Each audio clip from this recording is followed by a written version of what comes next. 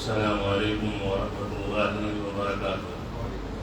بسم اللہ الرحمن الرحیم وبہ نستعین وصلی اللہ علی نبینا محمد وعلی آلہ وصحبہ اجمعین، اما بعد۔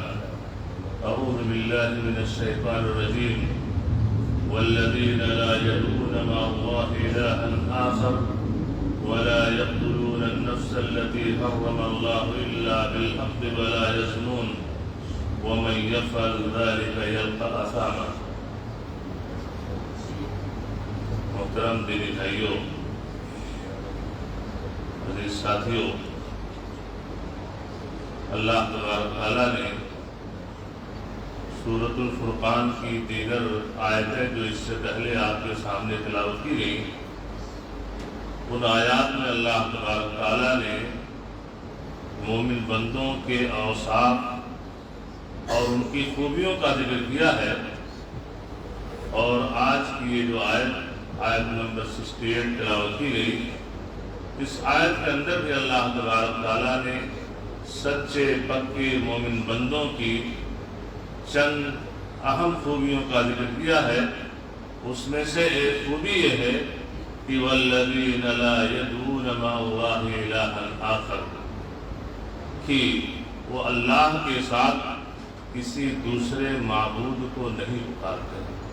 یعنی جو سچا پکا مومن ہوتا ہے وہ اللہ کو چھوڑ کر کے کسی اور کو وہ نہیں پکارتا ہے، کسی اور کو نفع نقصان کا مالک نہیں سمجھتا ہے، مشکلات اور پریشانیوں میں مشکل کشا اور حاجت روا صرف اور صرف اللہ کو سمجھتا ہے۔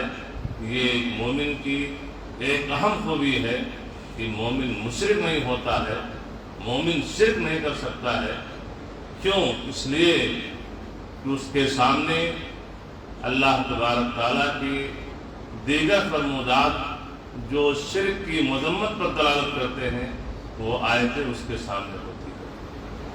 اس کے سامنے وہ آیت بھی ہوتی ہے سورہ لقمان کی 13 نمبر آیت۔ اللہ تبارک تعالیٰ نے لقمان علیہ السلام کا وہ مکالمہ ذکر کیا جو انہوں نے اپنے بیٹے کو نصیحت کرتے ہوئے کہا، یا بنی لا تشرک باللہ ان الشرک لظلم عظیم۔ اے میرے لگتے جگر نور نظر، لا تشرک باللہ، اللہ کے ساتھ شرک مت کرنا۔ کیوں؟ ان الشرک لظلم عظیم، اس لیے کہ شرک یہ بڑا ظلم ہے۔ وہ مومن جو اللہ کو چھوڑ کر دوسروں کو نہیں پکارتا ہے، دوسروں کے سامنے اس کی پیشانی نہیں جھکتی ہے، دوسروں کے سامنے اس کے ہاتھ نہیں اٹھتے ہیں، اس لیے کہ اس کے سامنے سورہ نساء کی آیت نمبر 48، ان اللہ لا یغفر ان یشرک بہ وَيَغْفِرُ مَا دُونَ ذَلِكَ لِمَن يَشَاءُ۔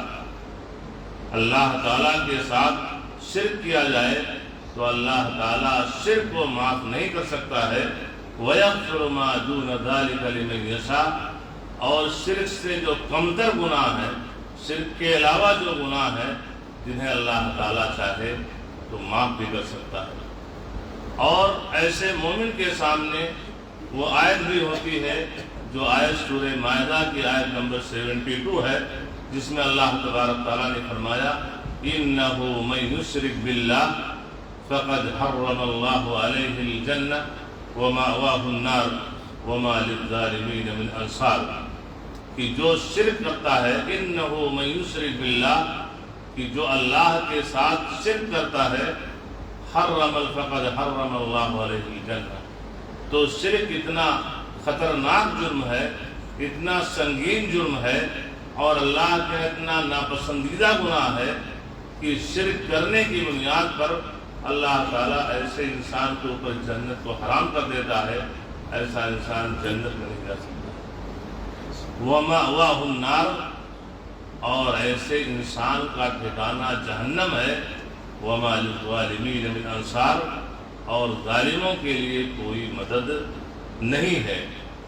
اور چونکہ وہ مومن جو اللہ کے سوا کسی اور کو نہیں پکارتا ہے، اس لیے کہ اس کے سامنے سورہ انعام کی آیت نمبر 88 بھی ہوتی ہے کہ وَلَوْ أَشْرَكُوا لَحَبِطَ عَنْهُمْ مَا كَانُوا يَعْمَلُونَ، کہ اگر انہوں نے شرک کیا تو ان کے تمام عمل برباد ہو جائیں گے، کیونکہ مومن سمجھتا ہے اور دل و دماغ کے اندر یہ عقیدہ بٹھا کے رکھتا ہے کہ اگر شرک جیسا گناہ انسان سے ہو گیا تو شرک کرتے ہوئے اگر اس نے 5 وقتہ نماز کی پابندی کی ہے، رمضان کے روزے رکھے ہیں، زکوٰۃ دیے ہیں، حج بیت اللہ کیے ہیں، تلاوت قرآن کیے ہیں، صدقہ و خیرات کیے ہیں، ذکر و اذکار کیے ہیں، صلہ رحمی کی ہے، یعنی بہت سارے اعمال صالحہ انسان نے انجام دیے ہیں، لیکن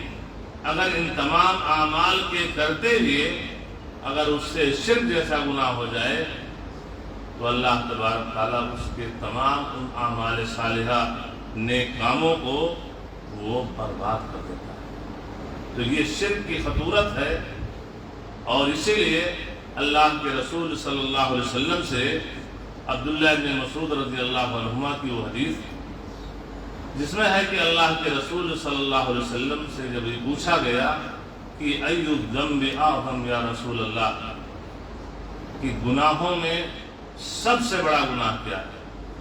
اللہ کے رسول صلی اللہ علیہ وسلم سے سوال کیا گیا تو اللہ کے رسول صلی اللہ علیہ وسلم نے یہ نہیں کہا کہ چوری کرنا سب سے بڑا گناہ ہے، اللہ کے رسول صلی اللہ علیہ وسلم نے یہ نہیں کہا کہ شراب پینا سب سے بڑا گناہ ہے، اللہ کے رسول صلی اللہ علیہ وسلم نے یہ نہیں کہا کہ زنا کرنا سب سے بڑا گناہ ہے، اللہ کے رسول صلی اللہ علیہ وسلم نے یہ نہیں کہا کہ دھوکہ دینا یہ سب سے بڑا گناہ ہے۔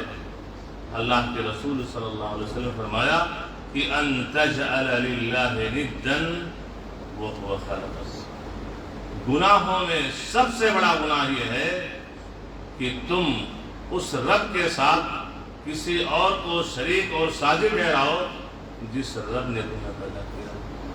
جو رب تمہارا خالق ہے، ساری کائنات کا خالق ہے، ساری کائنات کو چلانے والا ہے، ساری کائنات کو رزق دینے والا ہے، جو رب تمہیں رزق دیتا ہے، جو رب تمہارا خالق ہے اور تمہارا نہیں ساری کائنات کا خالق ہے، تو جس کی کھاؤ اس کی گن نہ گاؤ، جس کی کھاؤ اور اسی کے ساتھ کسی اور کو شریک و سادی ٹھہراؤ، تو یہ گناہوں میں سب سے بڑا گناہ ہے۔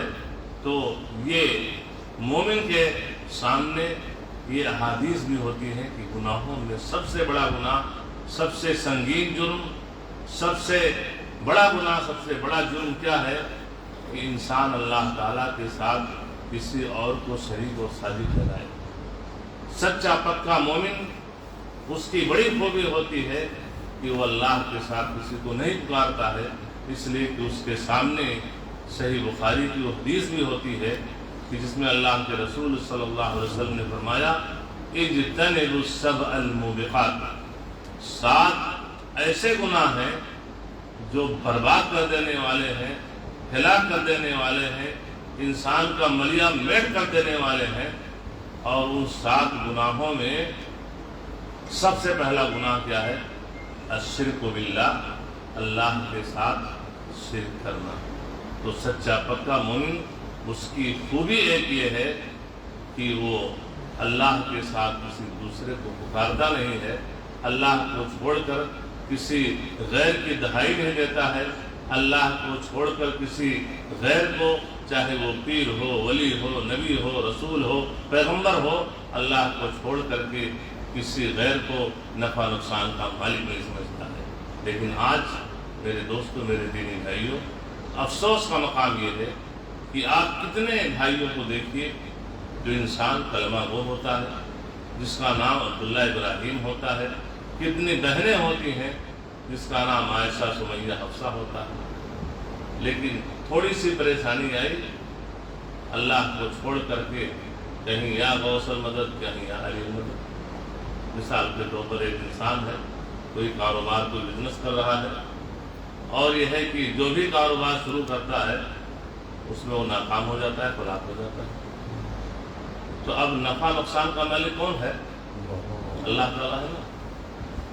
کس سے دعا کرنی چاہیے، کس سے لو لگانا چاہیے کہ اللہ تعالیٰ یہ جو کچھ ہو رہا ہے اللہ تعالیٰ ہمارے لیے کامیابی کی راہ مہیا فرما دے۔ لیکن کیا ہوتا ہے کہ انسان مزاروں خانقاہوں کا رخ کر لیتا ہے، باباؤں اور پیروں کے پاس جانے لگتا ہے۔ ایک انسان ہے، ابھی نوجوان کی شادی ہوئی 2-3 سال ہوئے، بچے نہیں ہوئے، کہاں چلا جاتا ہے وہ بچہ مانگنے کے لیے؟ مزاروں اور خانقاہوں کا رخ کر دیتا ہے۔ ایک انسان بیمار ہے، بیماری سے شفا دینے والا کون ہے؟ وہ اذا مریض آگے